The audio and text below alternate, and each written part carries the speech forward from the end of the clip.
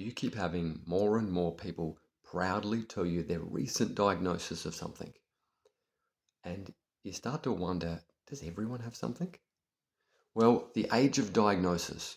Suzanne O'Sullivan talks about how we've now hit this time of overdiagnosis and over medicalization, um, from the idea of good intentions with lots of assumptions that we might have, that it's better to have a diagnosis than not, or it's better to have medicine than not. But that's actually not always the reality. Um, we see it with psychosomatic illnesses where people's um, symptoms increase and perhaps they gain new ones as they've been reading what might be possible, but it's actually not from a disease. Um, it's actually in their head.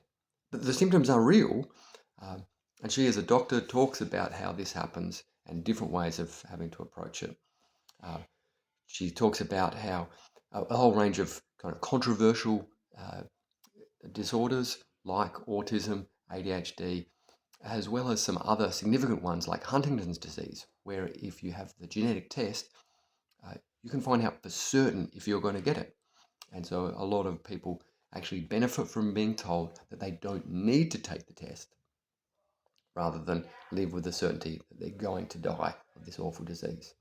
Uh, it's interesting around the autism stuff. She looks at how the mainstream media so often seems to romanticize, when in reality it actually is uh, a disorder, a developmental disability uh, that we see with cancer stuff.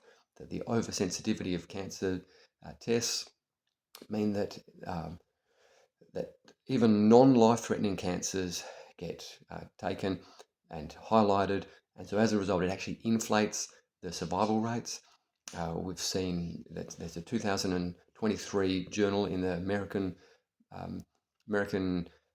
Medical Association, around 2 million people, a massive study acknowledging that except for bowel cancer, which is real and hard, uh, that a lot of the other screenings uh, actually don't increase people's overall mortality.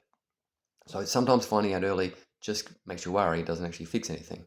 And the reality of labels and the harm that causes, uh, that often then can actually push people away from having a recovery identity, instead being a part of a community that of disease or disorder.